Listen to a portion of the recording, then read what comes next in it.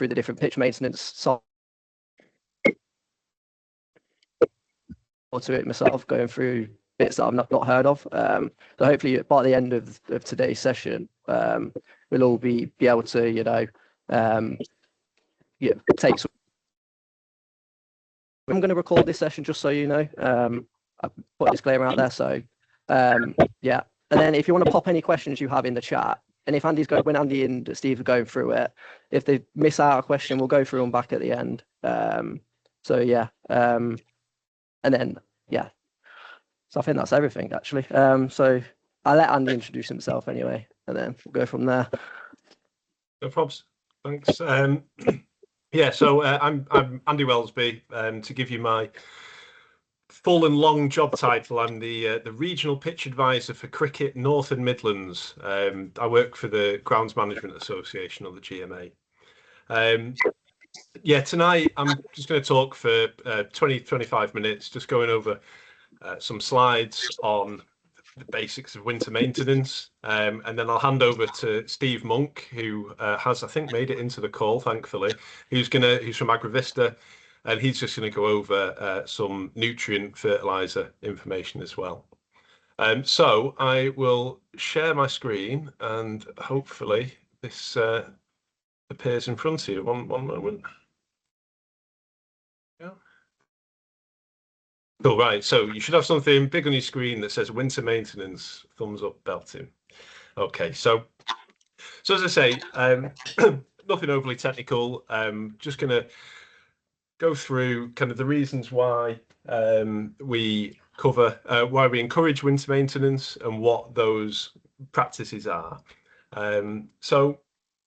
So to kick off with is why, why do we want you to get onto your squares at this time of year when, perhaps you'd rather stay in the warm and the dry.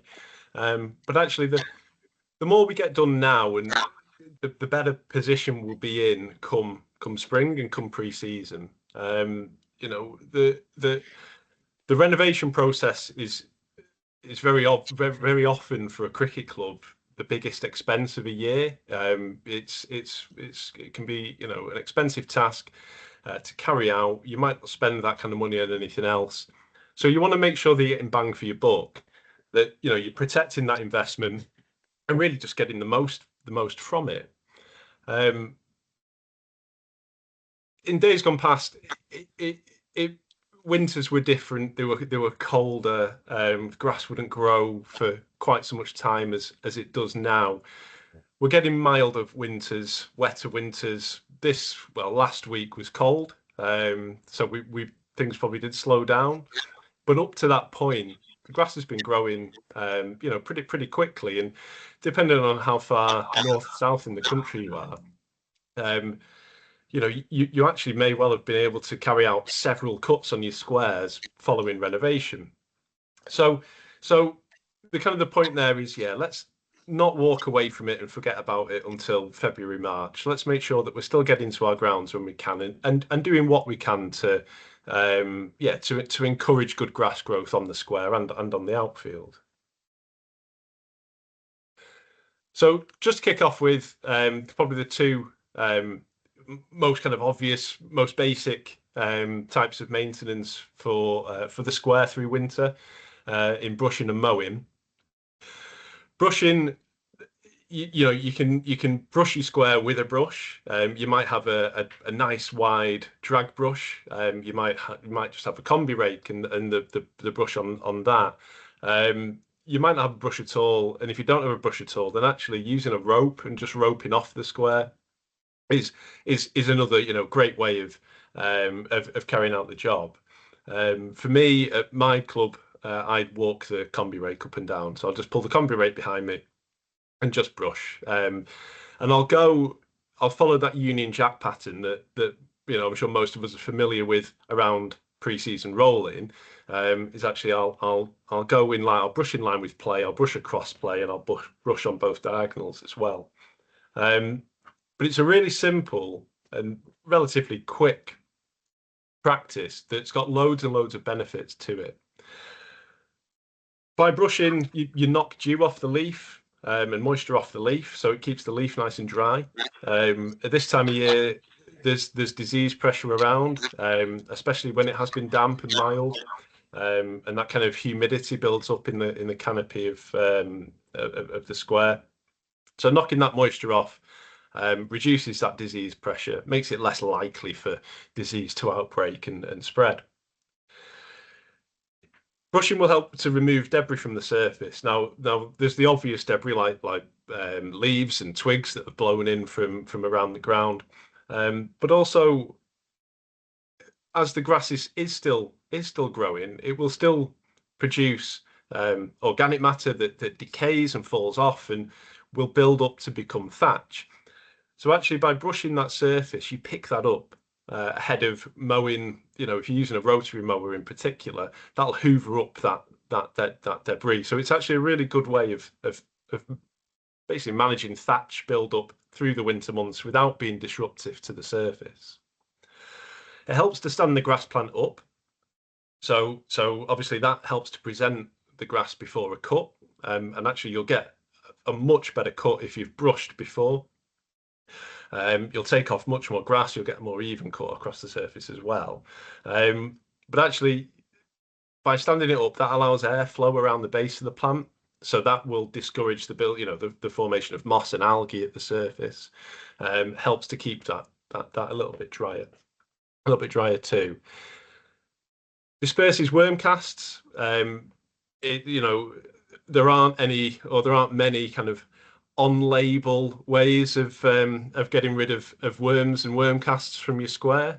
We're all aware of the off-label options, but on-label, not that many around, and so we encourage brushing or roping off just to knock those worm casts off, which helps to avoid smearing on the surface, and actually helps with your machinery as well, because you're not wearing down the blades quite so quickly. And the final point I make around brushing is it's actually new grasses, young grasses, quite like to be kind of pushed this way and that.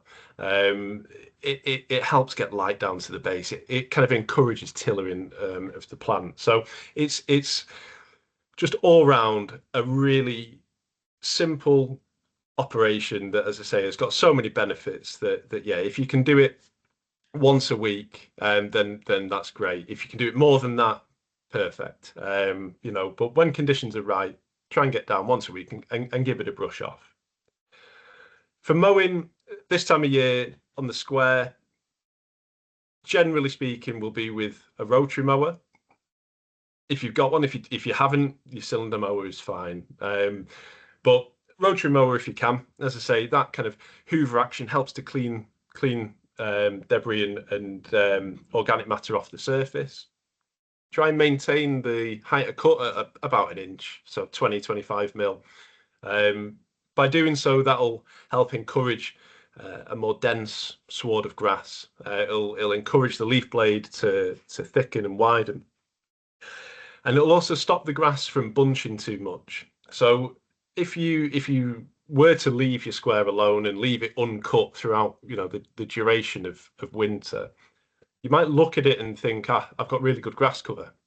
But actually, when you come to cut it down to in-season height, in pre-season, you'll find that you've actually got lots of tufted individual plants and lots of bare patches around them. And that's because the grass will start to outcompete its neighbour. And those stronger grasses will develop and they'll spread really thick. But you won't actually have a good even covering across the entire surface. So again, try and get out and cut. Grass enjoys being cut. It kind of trains it to grow at the height that you want. It helps with that density of grass as well. However, obviously, if it's soaking wet underfoot and you're sinking, or you can see that you're bringing up brown footprints as you walk around on it, it's probably too wet and stay off. So don't worry if it's not been done for a few weeks. As I say, you're best off to make sure that conditions are right for it, so that you're not doing more damage than good. So moving on to aeration on the square. This is kind of like the big job for this time of year. we're getting towards the end of November now. So, but November tends to be the start of the window for spiking. Generally speaking, the grass is kind of developed enough that it'll take a machine beam run over it. And by this point, the square will have softened up enough after the season. We'll have got enough rain into it to help with that too. So yeah, the November tends to be the start of that. And we advise that your spiking of the square is completed before the end of January. What we don't want to do is spike too late or too close to the season, as those holes won't close up. This summer actually gone was a really good example of it being so dry that there were plenty of cricket grounds around there that you could still see the holes from the winter spiking. So try and get it done as early as possible. But there are other reasons to that as well. The main one being that actually what we're trying to encourage by spiking is to get water down into the soil profile. So we want to try and create a reservoir of soil, a reservoir of water within the soil profile. That'll help massively the following summer. If we've got water stored down in the square, then that can be drawn on through those drier months. It'll help with your pitch preparation. So that wetting up at the start of the pitch preparation should be quicker because there's already moisture stored in there. And you know that it helps to kind of be the glue, if you like. The water is that glue between those clay particles, and so when that soil is more malleable and in that plasticine state, it should roll out really nicely and yeah, help it stick together properly, creating good pitches. The other benefits to spiking, and again, the earlier done, the better, really. This time of year, root growth, so that kind of back end of autumn, root growth is quite active. But roots, very much like people, will take the easiest path very often. If you put a hole in the ground, roots will dive through it, and you'll get really good long strands of dense rooting through your soil. This obviously will help with plant health. So your grasses will thank you for it. They'll be able to reach water that is deeper down, that water we've built up through winter rainfall in the square. So it'll be able to draw on that water through the summer months when it's drier. It'll be able to access nutrients that are further down as well. And so as an example, the healthier your grass plant is, the quicker recovery is once you've had a load of blokes running round, or women for that matter, anybody running round on your square. It basically will help the grass recover from that. You'll end up with a more wear-resistant square. When your pitches, your early pitches in the season have been used up, if you need to bring them back into play before the end of the season, that process is quicker. It's easier because you've a grass plant there that is able to recover really, really well. The other benefit to getting good rooting in squares is, well, it actually helps to pin the soil profile together. So it'll hold your square together. If anyone has ever had any kind of horizontal breaks through their square, or root breaks as they're known, where there is basically a gap forms in a horizontal line within the soil. Because as I mentioned, roots will take the easiest path. They'll find this gap and they'll start to grow horizontally rather than down. So we want to discourage that. We want to encourage that deep rooting. So get it spiked. As I say, encourage that water to get through. Encourage rooting to work its way down, and it'll help to pin your square together. By doing so, you should expect to see, bounce can be improved. Bounce and carry should be improved by that. So it's a really big job for this time of year. Get that done. If you've got a contractor or a contractor, get in touch, get them booked in if you haven't done already.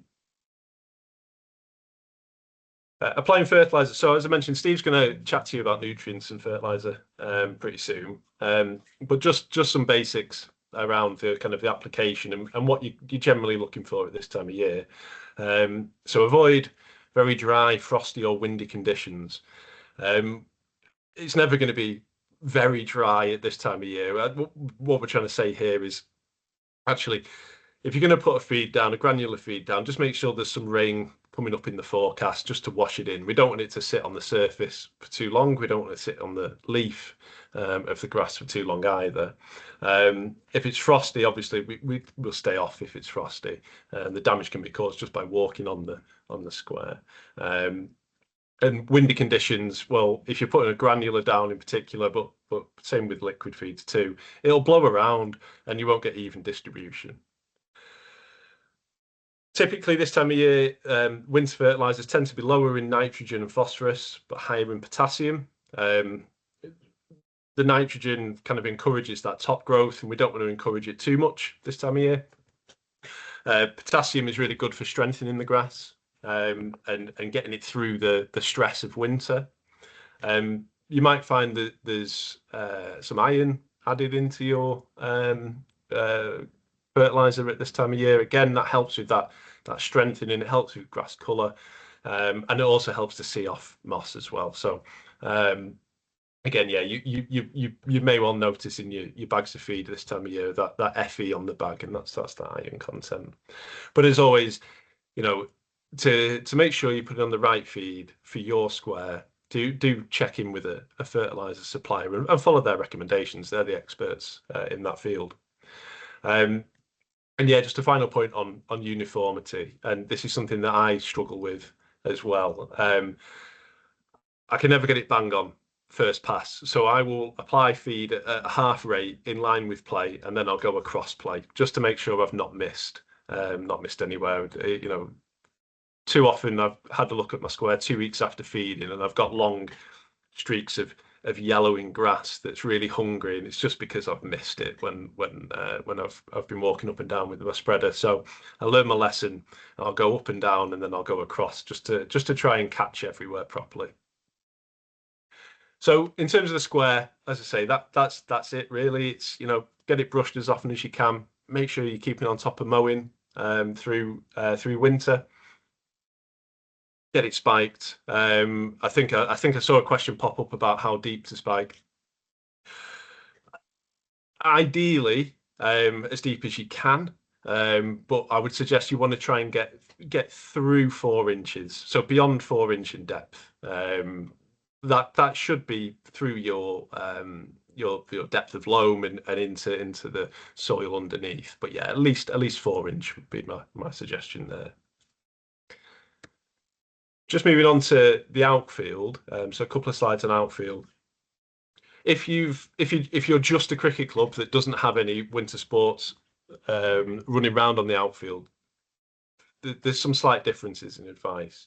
If you've no winter sport, then yeah, try just basically height of cut. You're looking at, again, 20-25 mil, about that inch height through winter. Again, same reasons as on the square, really, to try and encourage density, to stop that kind of tufting growth habit of some grasses.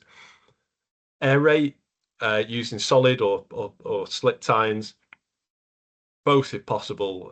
You know, try and, if you've got the tools to run around yourself and aerate, then do as often as you can. If not, do get a contractor in. Get them to come and decompact and aerate your outfield. Helps with drainage, helps to move water down off the surface, helps with rooting, and you know, all those benefits mentioned for the square apply for your outfield. So try and get it spiked, as I say, or you could have linear aeration carried out at this time of year as well. Brush if possible. I mentioned before that I use the combi rake and pull that around on my square. There is absolutely no chance that I'm going to walk around my outfield with the combi rake, as it would take me a really, really long time. But what we do occasionally will be to rope it off, and so me and my mate will walk around basically a couple of laps of the outfield with a rope. That's done the job. That's knocked the dew off. It's had a go at some of the worm casts that are lying around, and just helps, especially before a cut. It mentions on here about removing leaves and boxing off clippings. I think most clubs, it's unlikely that they'll box off. Yeah, the idea being that by boxing off your clippings, you remove a food source for worms. How much difference that will make in most cricket grounds, I'm not so sure. If you are if you are letting them fly, letting the clippings fly, which, as I say, I think most places do. Again, it probably just makes it slightly more important just to run a rope around as well, just to, like I say, just knock those clippings around so they're not clumping around on the outfield. And yeah, the as I say, same as the square again in terms of ground conditions. The outfield often is the tougher one through winter. That's usually the one that becomes waterlogged much quicker than the square in many cases. So do just make sure that conditions are right. Don't do more damage than good. But you'll all know your grounds personally. You'll know when you'll be able to get on where those problem areas are, and just be smart with it. Don't push anything that you don't need to. So, mentioned about multi-sport, so rugby or football, for example, running around on the outfield. Just some slight differences in maintenance practices. Leave the height of cut a little bit higher. So 30 mil as a minimum, just to give a bit more protection to the grass plant, from people running around all over it. Weed control, yeah, as you would, to be honest, without winter sport. Try and make sure that the ryegrass is the dominant sward and the dominant species on the outfield. It might be that you're in a position where there aren't too many weeds. Just keep on top by hand weeding. Just pull them out and chuck some seed where the gaps are. It might be that you've got loads and loads of weeds, and there's not a great deal you can do at this time of year about that. Control moss. We talked about iron briefly being applied to control moss, so that's an option if moss starts to build up. The use of approved marking materials. So what we're saying here is make sure you use proper line marking paint. When you're marking out your football pitch, your rugby pitches, in other words, don't burn the lines in. It looks unsightly if they're burnt in, but it does create a trench over time, and so you actually end up with big dips in the outfield where those lines are. It can be hard to get grass to come back, and those kind of trenches that are formed are still trenches in the summer. And you end up with cricket balls jumping out of them and all sorts. So it can be a safety issue as well. So use proper line marking paint. At the end of the match, if you're able to, if you have football on there or rugby, go and divot. So with a divoting fork or garden fork, go and knock divots back in. It can be a long and lonely job. But the benefits to it are huge, and there's a really good reason why. At half time in the football and at full time, you'll see the ground staff, kind of walking around the pitch, just knocking those divots back into place. It's a really, really good way of maintaining your surface levels, so it stops those little craters forming, and actually it helps hugely with wear recovery of grasses. If you can get the grass back in place and stood up again, it will recover so much better than if you leave it lying flat. Particularly football, slide tackles, and that shearing is a really difficult thing for grasses to come back from. So divot them back up if you can. Hopefully you've a decent team of volunteers for those that are in that situation, and you're able to spend an hour or so walking up and down and knocking those divots back into place. Sorry, 7-year-old's just off to bed. Good night.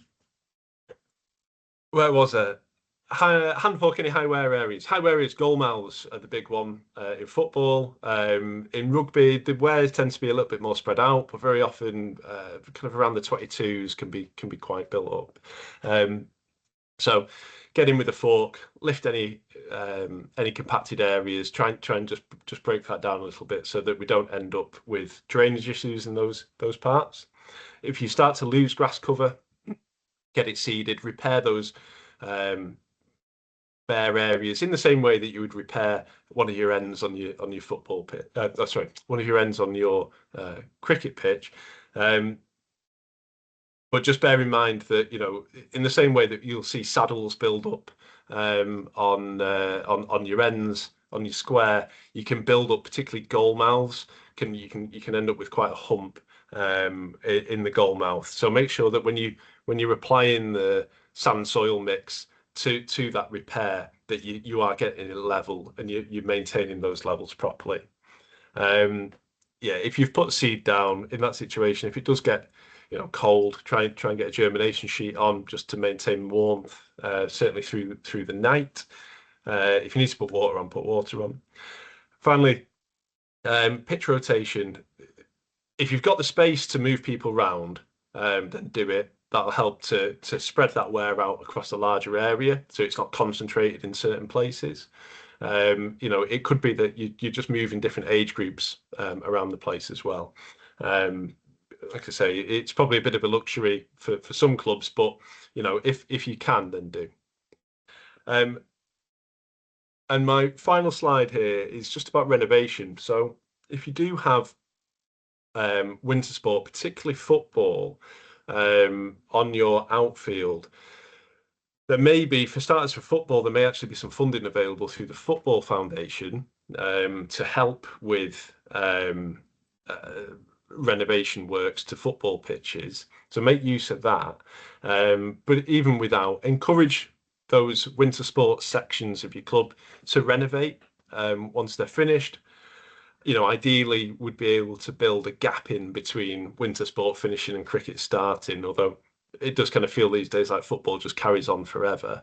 But try and renovate, try to, you know, apply that herbicide to get rid of those weeds, to scarify, to manage the thatch depth, get it deep spiked, you know, decompact, aerate, help with that top drainage. Overseed with ryegrass mix for sports fields, and apply some top dressing. So a sports sand top dressing that will help to return those surface levels. You know, fix those divots and whatever that have built up over the year, over the winter sports season, I should say. And it also helps a little bit with drainage at the top as well. Now, I appreciate, you know, particularly where there isn't football happening, that can be quite an expensive piece of work to carry out. If you're not able to do it every year, try and save up and do it, you know, every 4 years or every 5 years. Just give it a big, you know, your outfield, a big clean up if you can, and a bit of TLC, and try and keep it in, you know, as good nick as you possibly can. But one thing I would say is, you know, if you can only do one thing to your outfield, it's to have it aerated. That'll do the world of good. So really would encourage that. Yeah, and that's me for that presentation. Before I pass over to Steve, though, I will just very quickly just refer you to the grounds management toolkit. So everything on those slides has been taken off the toolkit. It's a free resource for you. If you just stick into Google GMA toolkit and it'll come up. But within here is loads and loads of advice covering cricket, football, rugby league, rugby union. Quickly show you the cricket one.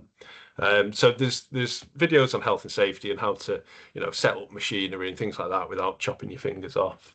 But further down within these sections, maintaining your cricket ground, for example, there's information on hybrid pitches, drought management, as I say, health and safety. But it's split kind of through those parts of the cricket season, if you like. So with pre-season, in-season, renovation time, as post-season, and winter maintenance. So if I just click on here, as I say, everything covered in there is in here and more. So do go and have a look at that. It is a really good resource. It's been written by ourselves at the GMA along with the ECB. So there's some really good advice in there. And just finally, before I give you to Steve, just draw your attention to the government consultation around Sport England as remaining as a consultee on planning applications. If you've not seen it, in a very quick nutshell, we want to try and protect our playing fields. So when it comes to planning, we want that to be taken into account. Sport England are currently a statutory consultee in that planning process. There's a petition being run by the Sport and Recreation Alliance to try and make sure that statutory consultee position remains. So yeah, nip on and sign that petition. It would be it'd be a shame, I think, to lose that. It could potentially put a lot of our playing fields at risk. So that's something that we're getting behind, and I wanted to mention today. Anyway, right, that'll do from me. I'll stop wittering. Oh well. I don't know if there were any other questions popped up in there. So it's just a Spike one. So I covered that. So yeah, all good. I think over to Steve. Lovely stuff. Thanks for that, Andy. Firstly, can everyone hear me? I've had a few connectivity issues tonight, so hopefully you can all hear me. Yeah, you're all good. Perfect. Right. I will just share my screen. If you could let me know when you can see that one. Lovely. Yeah, we got it. Okay. Great stuff.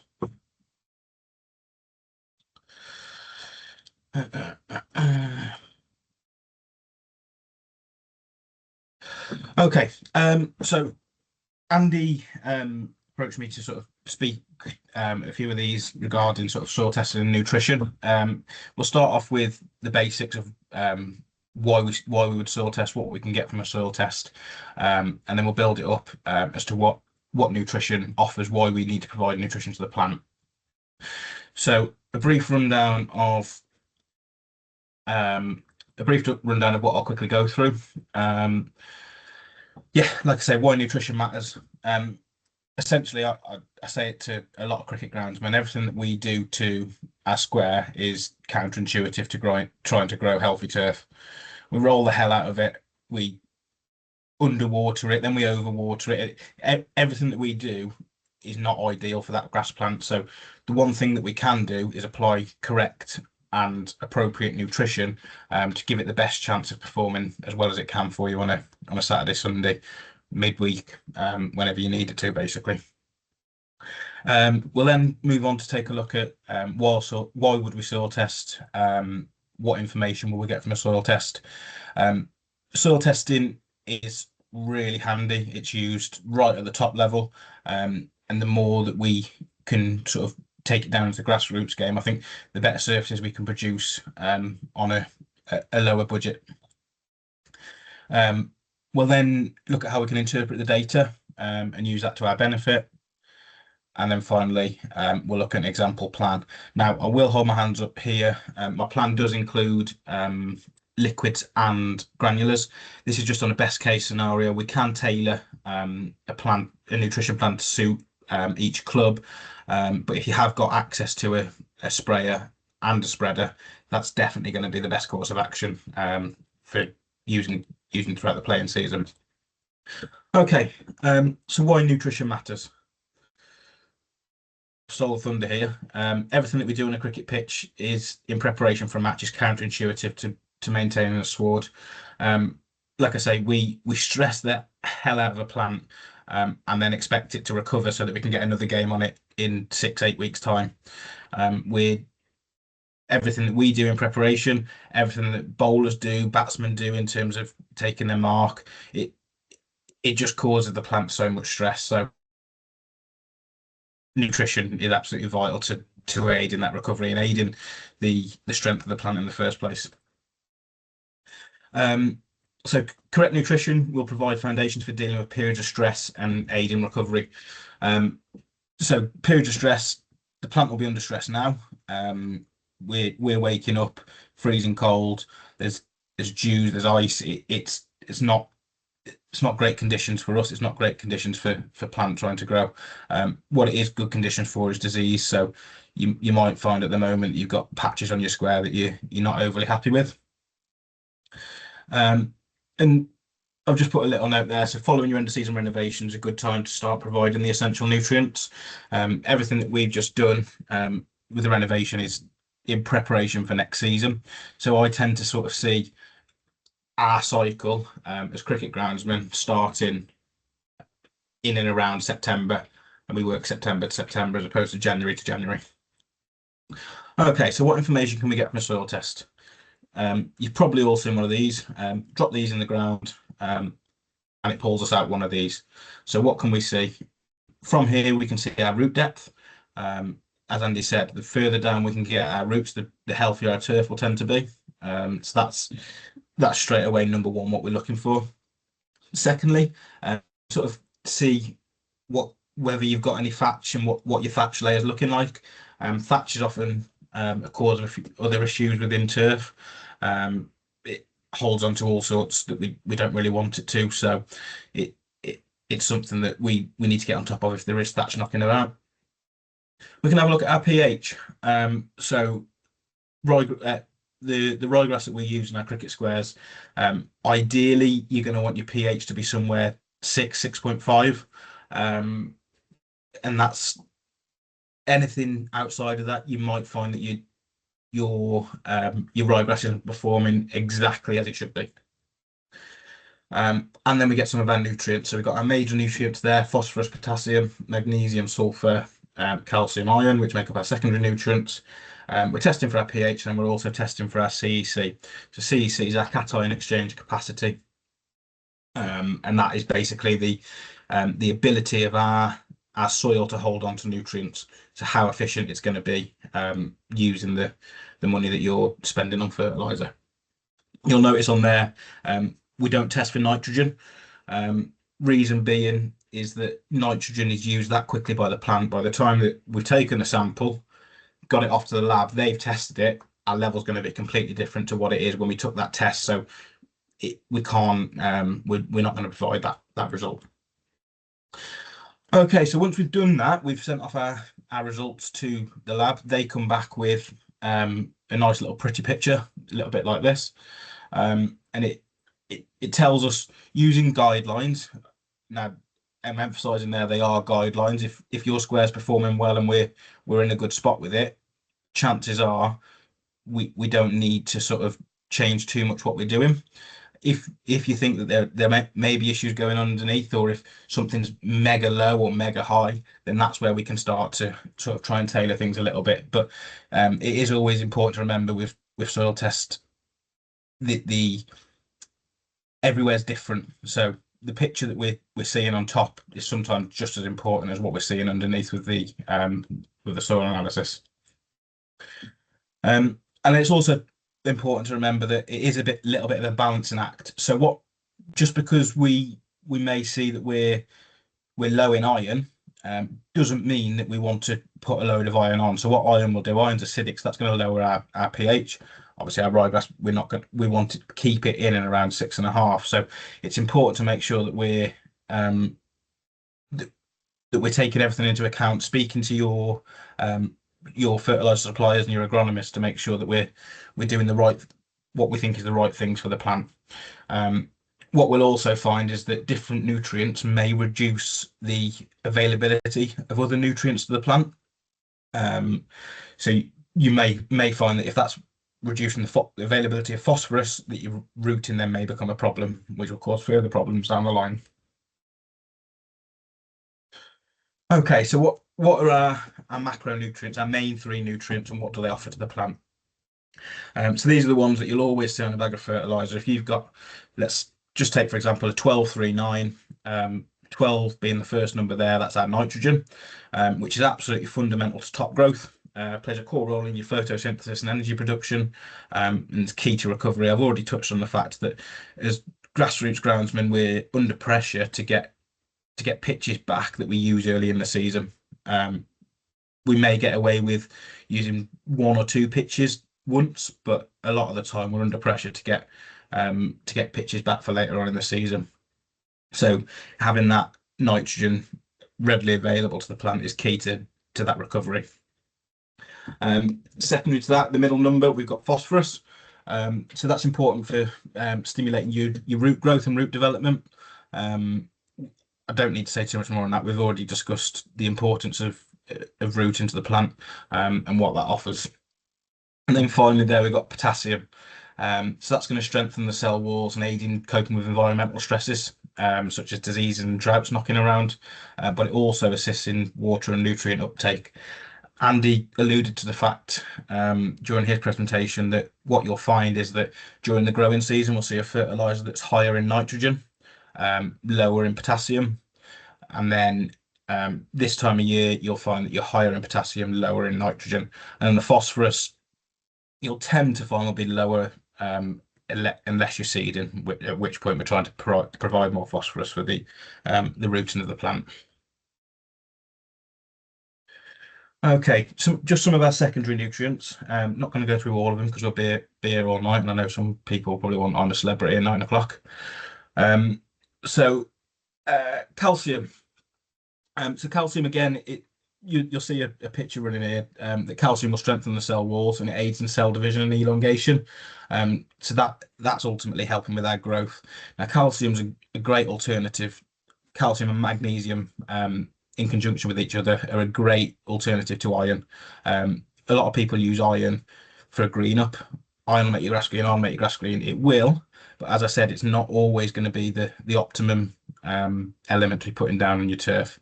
It will help with moss control, but it might not be doing everything that's right nutritionally for the plant underneath. That leads me nicely onto magnesium. So that's essential to photosynthesis again. And it transports carbohydrates and vital amino acids from the leaf down to the roots.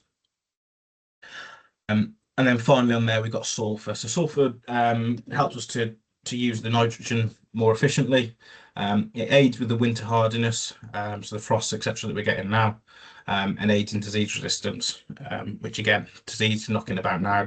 When it's wet, when it's wet, you'll tend to find that there will be a bit more disease knocking around.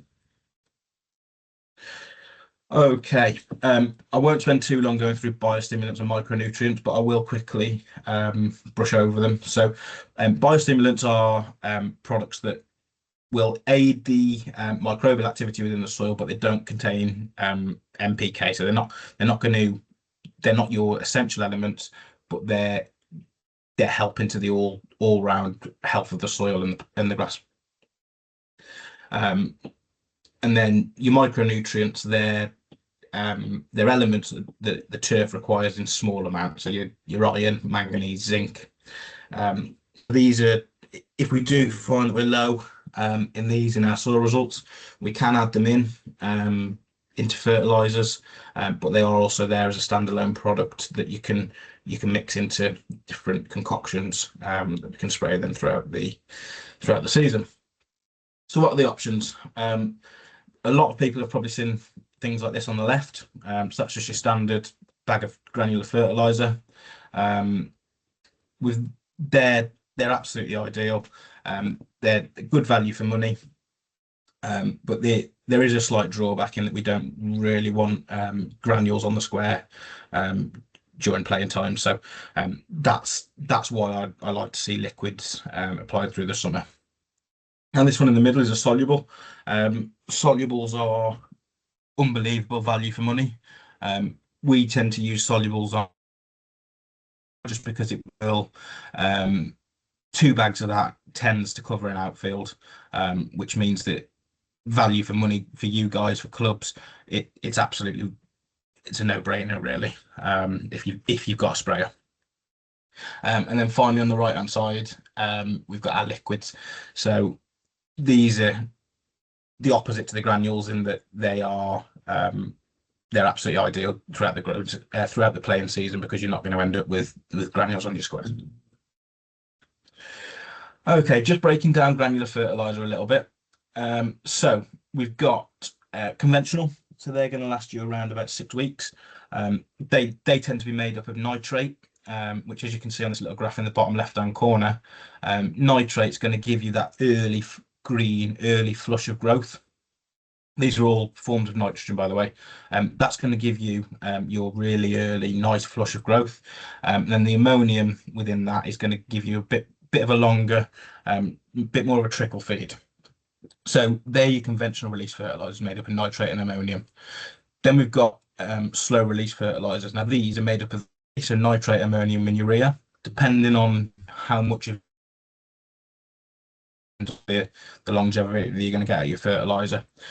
So if you want something that's going to last you a little bit longer, we're going to want something that's got more urea nitrogen within it than it has ammonium nitrogen, because that's going to see you through that a little bit further and save a little bit more nitrogen for the end. Then we've got organic fertilizers. Now these need to be broken down within the soil, so they will be a naturally slow release fertilizer, but we don't use them too much in cricket. And then finally, controlled release. So what they will be, they'll be a polycoated granule, and the coating basically breaks down by temperature and moisture. So they can hang around in the soil for up to sort of 4 or 5 months. So they're absolutely bang on ideal for a feed at the start of the season. That's going to act then as a base feed, and we can top up throughout the summer. Which leads me on nicely to this. Save you all squinting at it, I will quickly read through it because it is very small and I do apologise. As I said, we'll work September to September because we're going to work from our renovation. So renovation goes down, I've got it here 3rd week of September. Obviously everyone is going to be slightly different. What we're putting down there is a high phosphorus fertiliser. That's going to promote the rooting, as mentioned earlier, and it'll last you around about 6 weeks. So then later on into October, I've got a slow release fertiliser.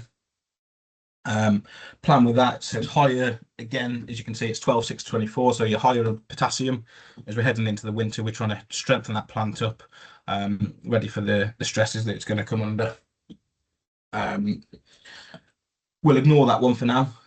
Not absolutely vital because I've put down a slow release in October. So moving into January, that one there is a 5-5-10, and I have got some iron in there. We might have a little bit of moss kicking around on the square that we want to get rid of. And that absolute legion there, 5-5-10, is just going to perk things up again, just start to get the plant growing, getting ready to grow, ready for when we're going to start stressing the hell out of it again. And then moving on to that one that I've got there in the middle of March. So that there's our controlled release fertilizer. So that's the one that's going to last you 4 or 5 months. So I'm putting that down in March. So it's nice at the playing season. It's broken down. It's in the soil by the time we're starting to play. And then from there, that's acting then as our base feed. So that's like our 3 meals a day. And then what I'm doing with these yellow post-its is I'm putting down a liquid feed. So that's made up of biomass sugar, Humimax, Gomar seaweed, and 12-4-12 liquid fertilizer. So if you think of this as your 3 meals a day, think of this as your 5 a day. So that's then going to get you sort of your square is going to be in real good condition. We can tailor that mix to suit your soil results, and that's then going to sort of have you in a real good spot for recovery, resistance to wear, resistance to disease, resistance to any drought that we might get. We can add different bits in there that might help out with the drought. So that is an absolute ideal if we've got sprayers and spreaders available to us. So that's nearly the end of what I had planned to talk about. Everything that I have touched on is all available on the Amenity Academy. It's free to use, it's free to access. Agrovista Amenity Academy. There's a lot of accredited courses on there, so you can go do a little bit further reading. There's tests on there that you can get CPD points for and all sorts. A lot of people use it, from ground staff at football clubs down to sort of people that are just trying to get into the industry and trying to learn a little bit about it. So, and then everything that I've discussed product wise is all available at pitchcare.com. Speak to the guys in the office, they've got unbelievable knowledge. We're more than happy to help you out. We we'll talk you through things, give advice, and obviously we've got the products there as well, should you need them. So thank you very much for your time. I will stop sharing now if anybody's got any questions.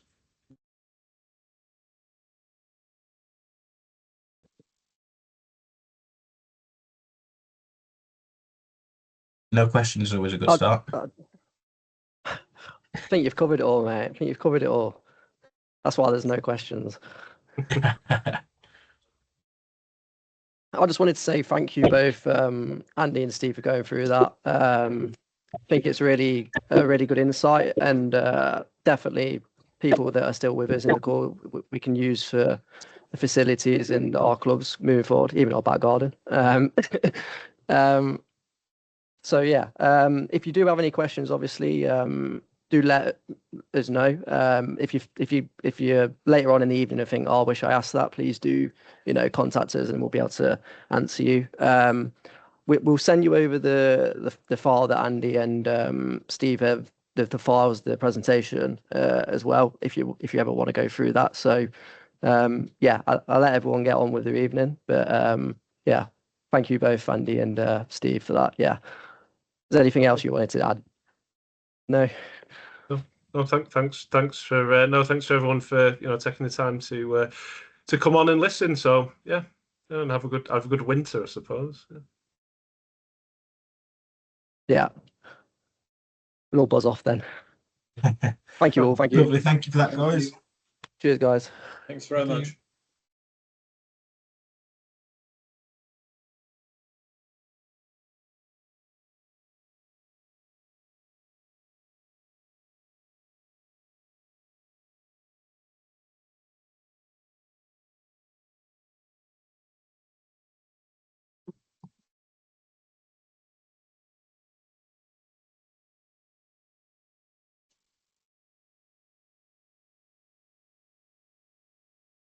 How many have you done this year, Andy? Have you done quite a few meetings like throughout the year? Quite a few. So this winter webinar, tonight was the seventh one. Okay. So yeah, right. There's been a few. Obviously, throughout the year, there's different topics, isn't there? Yeah. So typically, what we do when it comes to winter, it's obviously it's cold, it's dark, and it's easier to encourage people to join something from the comfort of their own home. In the summer, from pre-season really through the summer, we can do face-to-face stuff. So we'll do courses on pre-season preparation or work. So just a couple of hours basically at a ground, just going through the basics of pre-season or through pitch preparation, pitch repair. And end of season renovation as well. So yeah, there's a decent mix. But as I say, this time of year, it's not. Yeah, it's you a do bit more of the much in-person stuff in the summer, I suppose. Say again. Yeah. You do most of the in-person stuff in the summer, would you say? Yeah. Like, generally speaking, yeah. We can't get outside really at this time of year. No. So it can be difficult to run this kind of thing, like I say, in the winter. But yeah, certainly.